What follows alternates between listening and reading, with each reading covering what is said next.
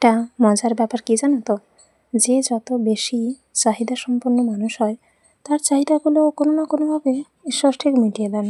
আর যার চাহিদা যত কম তার যেন সেটুকু পূরণ হতে চায় না। এই যেমন আজকে দেখো, ঘর ভাঙাভাঙি হবে এরকম একটা ব্যাপার স্যাপার ছিল। তো মা, বাবা, আমি অনেক কষ্টে সেটা আটকেছি। বিষয় হচ্ছে ওই যে তোমার কাছ থেকে সাহায্য নিয়ে তোমারই সব কিছুতে বড় হয়ে তারপর কেউ যখন তোমাকেই একদম মাটির সাথে মাড়িয়ে দিতে চায় না, এরকম সব এদেরকে মানুষ বলবো নাকি অমানুষ বলবো সেটাও খুঁজে পাই না। যাকে এদের থেকে না শত হাত কেন, কোটি কোটি বা আরও বেশি দূরত্ব বজায় রাখা উচিত। কেন জানো? কারণ ওই যে কখন এরা তোমার কী ক্ষতি করে দেবে সেটা তুমি কোনো দিনও জানতে পারবে না। শুধু ভাবছি সকাল থেকে যা যা হয়ে চলেছে সেটা যে কতটা ভয়াবহ প্রভাব ফেলে আমার ওপর সেটা তুমি নিজেই ভালো করে জানি। আর এটা শুধু আজ নয়, বিগত 6টা বছর ধরে যার কারণে অসুস্থ হয়ে পড়েছি আমি। হ্যাঁ, দেখলে সামনে হাসি খুশি খুব প্রাণোজ্জ্বল একটা মেয়ে মনে হবে, কিন্তু কী বলতো, ভেতরে ভেতরে না এই যে এইরকম ক্লান্ত অবসান্ত একটা মানুষ।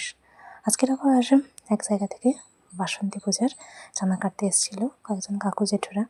যাই হোক, তাদের মধ্যে পরিচিতও 2জন ছিলেন। তো খুব করে নিমন্ত্রণ করে গেছেন, ডেকে গেছেন, আমরা যেন যাই। আর কী বলতো, মানুষজন না অনেক কিছু জানতেন না আমাদের বাড়ির পুরনো ইতিহাস সম্বন্ধে। তো আমি আর মা কিছু বলতে তখন ওনারা বুঝতে পারলেন। কী বলতো, কেউ যখন হঠাৎ আঙুল ফুলে কলা গাছ হয়ে যায়, মানুষ এই কলা গাছটাই দেখে, কিন্তু কীভাবে হয়েছে কলা গাছটা সেখানে সেটা কিন্তু জানে না। বা আগে ওই কলা গাছের কাছে ওখানে অন্য কোনো গাছ ছিল নাকি, অন্য কোনো ঘটনা ছিল নাকি, সেটা মানুষ জানে না। আর আমি খুব দায়িত্ব সহকারে এটা জানিয়ে দিতে ভালোবাসি। কারণ কী বলতো, পরের ঘটনাটা মানুষ জানলেও আগেরটা তো জানে না, আর আগেরটা জানা জরুরি।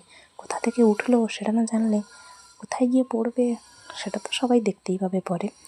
যাকে তো আপাতত আজকের দিনটা এভাবেই অনেকটা কেটে গেছে।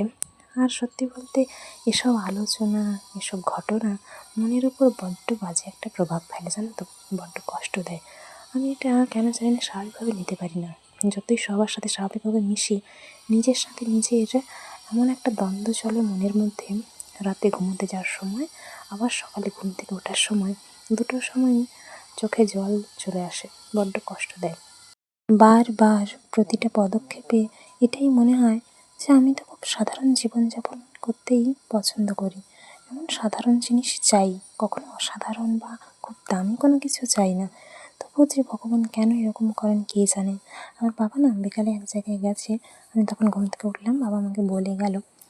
যাকে আপাতত বাড়িতে মা আর আমি আছি, তো বিভিন্ন কথাবার্তা বলছি। আর ওই যে মাঝে মধ্যে মন খারাপগুলো এসে ভিড় করে মনের মাঝে, তবু যতটা সম্ভব আমি চেষ্টা করি হাসি মজা আনন্দের মধ্যে কাটাতে, সবার মন ভালো রাখতে চেষ্টা করি ঠিকই, কিন্তু দিন শেষে কোথাও কি না নিজের মন খারাপগুলো থেকে যায়, জানো তো। এই যে সন্ধ্যার প্রদীপ, এটা দেখলে একটা জিনিসই মনে পড়ে যে প্রদীপ আমাদের আলো দেয়, কিন্তু এই প্রদীপের নিচের অংশটা দেখবে অন্ধকারে ঢাকা।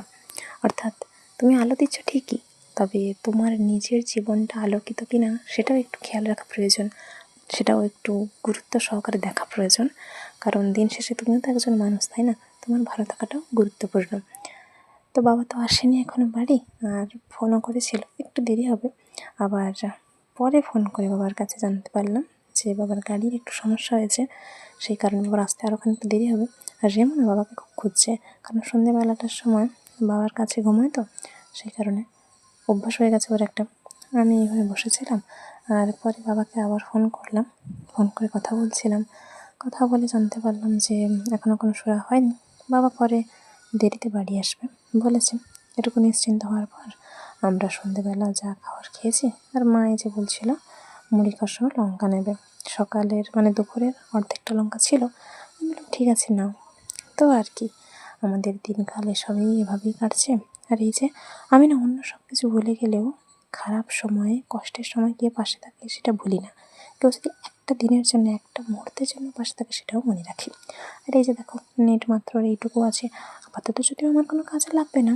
যাকে রিমু তো এখানে ঘুমিয়ে আছে, আর ওর গায়ে আমার একটা জামা মা দিয়ে দিয়েছিল, কিন্তু ওর জামার উপরে উঠে পড়েছে। আর আজকের অনেক দিন পর জানো তো বাবা ধুনো এনেছে বাড়িতে। আমি সেই কবে এনেছিলাম, বাজকুল থেকে লাস্ট, সেগুলোই চলছিল, অনেকটা এনেছিলাম। যাই হোক, তারপর আর কি, খারাপ সময়টা পেরিয়ে ভালো সময় তো নিশ্চয়ই আসবে। কিন্তু কী বলো তো, খারাপ সময়ের মানুষগুলোকে কখনো ভুলে যেও না। আমি সবসময় চাই খারাপ সময়ে পাশে থাকা মানুষগুলো যেন সবসময় সুস্থ থাকে, ভালো থাকে, খুশিতে থাকে, কারণ তারা ছিল বলেই তো আমি আছি। টাটা।